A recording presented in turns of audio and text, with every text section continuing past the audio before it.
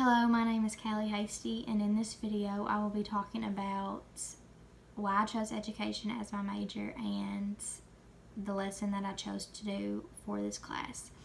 So I chose education for my major because I care deeply about every kid that I'm around. I've always enjoyed being around kids.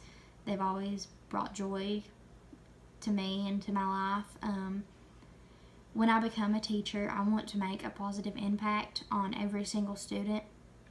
I feel like I'm different than most teachers, or will be different than most teachers, because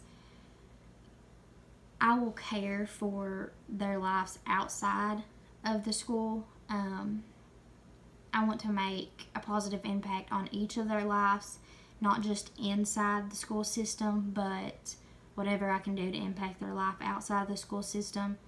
I want to try to do that to help them succeed in whatever they want to do. Like I said, I love working with kids, and ever since I was little, I've always wanted to become a teacher.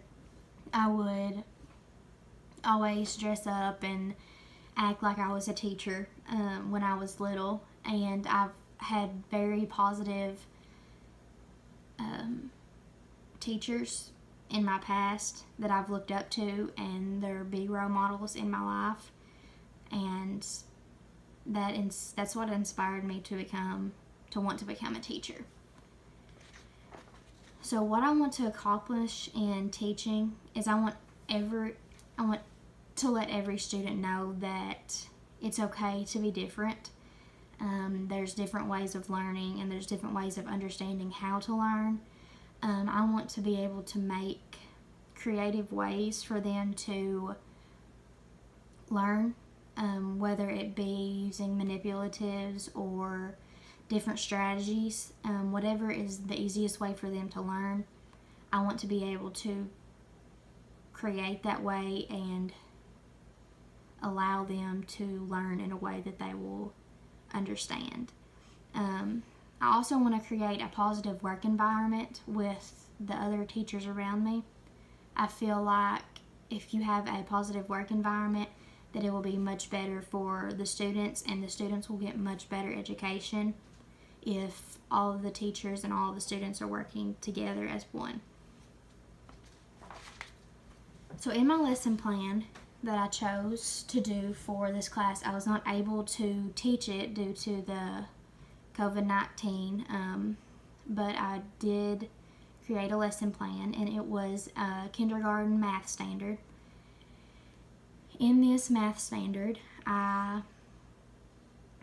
it was about grouping and sorting different objects, and the students were given unobtrusive formative assessments. They were to sort and group different types of shapes, such as triangles, squares, and they were all different colors. So they had to choose and understand the differences between all of the objects, the colors, the shapes, the sizes, how many of each object there was. Was there more of triangles or was there more of squares? They also had to do a sea creature graft, so they had to create a graft and organize and sort the sea creatures and choose and evaluate the one that had the most and the one that had the least.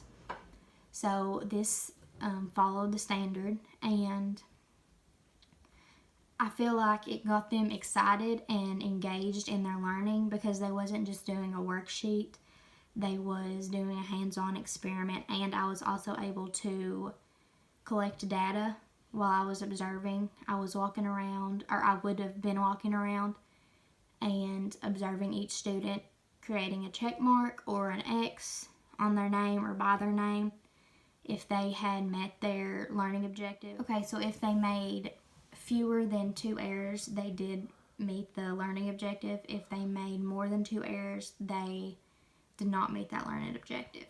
So in this lesson plan, I wanted to use different strategies and use different technology resources, such as the PowerPoint that I included in the lesson plan, It was about sorting and grouping.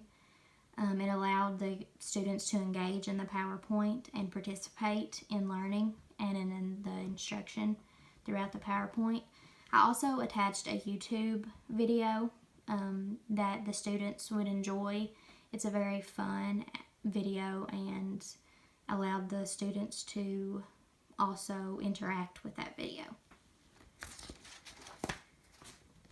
So what I've learned by observing in my clinical hours is, like I said earlier in the video, all students learn differently. We are not, as a future teacher, I am not to expect one student to learn the same as the rest of the class. If they catch on to a different strategy easier than the person beside them, then they need to use that strategy and use the best way they can to learn. There are great ways to give extra help, such for those IEP students. That's another thing that I also learned, such as RTI groups, small groups. I didn't realize how great the system was for helping special education students. And I also learned how to efficiently and effectively use formative assessment. I've learned so much about formative assessment and the different types and the different ways that I can assess the kids through obtrusive and unobtrusive, through selected responses, written responses. I mean, there's so many ways to collect data to create your lesson plan for the next day and to instruct your students. So those are the things I learned during my clinical hours.